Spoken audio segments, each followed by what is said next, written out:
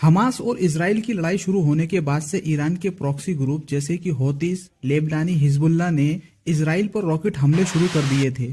इस बीच हौतीस ने रेड सी से गुजरने वाले शिप्स को टारगेट करना शुरू कर दिया।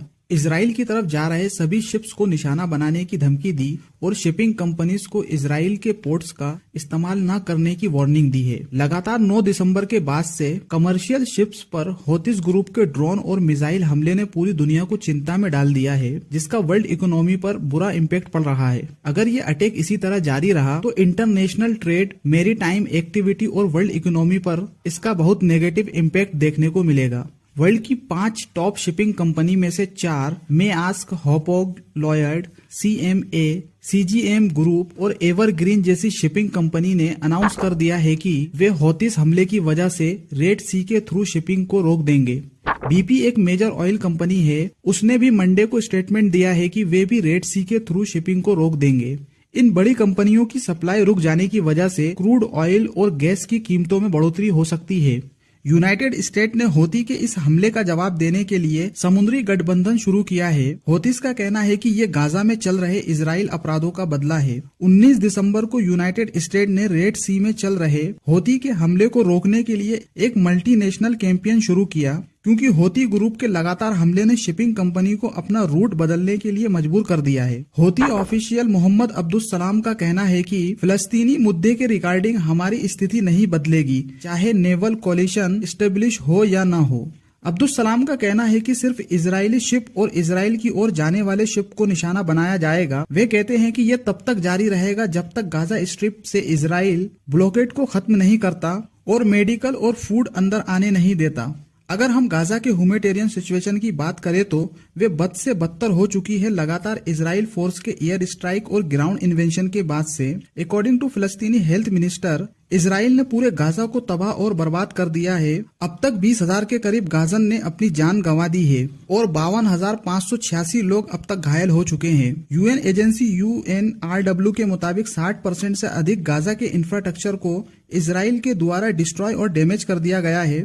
2.3 मिलियन पॉपुलेशन में से 90% से अधिक लोगों को अपना घर छोड़ना पड़ा है। मंडे को US के डिफेंस मिनिस्टर लॉयड ऑस्टिन ने अनाउंस किया है कि उन्होंने एक कोलिशन बनाई है जिसमें कई देश शामिल है जो साउथर्न रेड सी में पेट्रोलिंग करेंगी, जिसका एम है हौती के अटैक से कमर्शियल शिप्स को प्रोटेक्ट करना। इस कोलिशन का नाम ऑपरेशन प्रोस्पेक्टिव गार्जियन है। इस ऑपरेशन में UK, Bahrain, Canada, France, Italy, Netherland, Norway और स्पेन जैसे देश शामिल हैं, लेकिन मिडिल ईस्ट के मेजर अरब नेशन जैसे सऊदी अरबिया और इजिप्ट इसमें शामिल नहीं हुआ। इसके बाद हौती ग्रुप के स्पोक पर्सन ने कहा है कि US के द्वारा उनका मुकाबला करने के लिए एक नई मैरीटाइम सिक्योरिटी फोर्स जिसमें 10 कंट्री शामिल है। इसके बावजूद हौती रेड सी में इजराइल से जुड़े कमर्शियल शिप्स पर हमला नहीं रोकेगा। हौती के एक सीनियर ऑफिशियल मोहम्मद अल बुखाती ने मंगलवार को एक्स पर एक पोस्ट में कहा, भले ही अमेरिका पूरी दुनिया को एकजुट करने में सफल हो जाए, फिर भी हमारा मिलिट्री कैंपेन नहीं रुकेगा, चाहे इसके लिए हमें कितनी भी कुर्बानी देना पड़े। अल बुखाती ने कहा, हौती अपने हमले तभी रोकेगा जब इजराइल अपने अपराध गाजा में रोकेगा और फूड और मेडिसिन और फ्यूल को गाजा के लोगों तक जाने देगा। इन सब मामले में सबसे इम्पोर्टेंट बात यह आती है कि ये हौती है कौन जिसको रेड सी में रोकने के लिए 10 कंट्री के कोलिशन फोर्स की जरूरत पड़ रही है, और ये कितना पावरफुल है।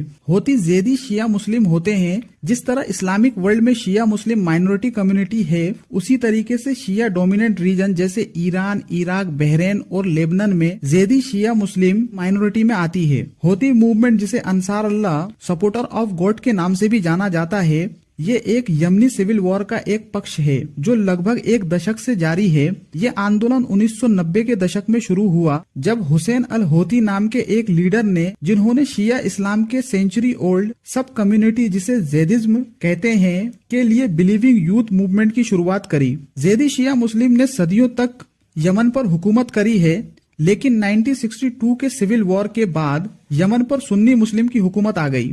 अल हौती मूवमेंट का एम था ज़ेदिज्म को रिप्रेजेंट करना, सुन्नी आइडियोलॉजी और स्पेशली सऊदी अरब के वहाबी बिलीफ का अपोज करना। 1990 में नॉर्थ और साउथ यमन के एक होने के बाद यमन के पहले प्रेसिडेंट अली अब्दुल्ला साले ने शुरू में बिलीविंग यूथ का सपोर्ट किया, लेकिन जैसे जैसे मूवमेंट की लोकप्रियता बढ़ती गई और एंटी गवर्नमेंट बयानबाजी तेज होती गई, ये साले के लिए खतरा बन गया। 2003 में हालात और बिगड़ गए जब साले ने इराक पर यूनाइटेड स्टेट के हमले का सपोर्ट किया, जिसका कई यमनियों ने विरोध किया। अल होती के लिए ये दरार एक सुनहरा अवसर था। लोगों के गुस्से को भांपते हुए उन्होंने एक बड़े पैमाने पर प्रोटेस्ट आयोजित किया और ये हंगामा महीनों तक चला।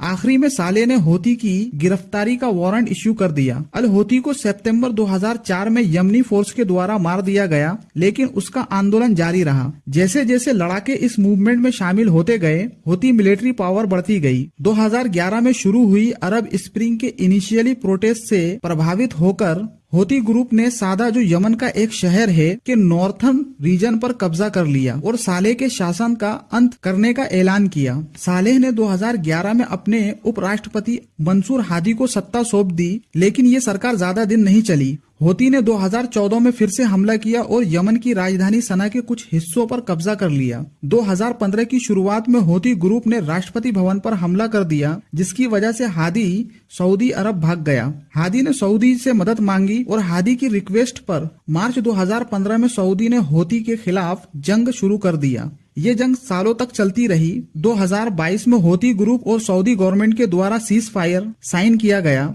सीज फायर के बाद से होती ने यमन के अधिकांश हिस्सों पर अपना नियंत्रण मजबूत कर लिया है। होती ग्रुप ने सऊदी के साथ एक एग्रीमेंट की भी मांग की है, जो कॉन्फ्लिक्ट को स्थायी रूप से खत्म कर देगा और देश के शासकों के रूप में उनकी भूमिका को मजबूत करेगा। लेकिन एक बात तो यहाँ क्लियर नजर आ रही है कि होती ग्रुप बिना किसी बैक सपोर्ट के इतना कुछ कैसे कर सकता है।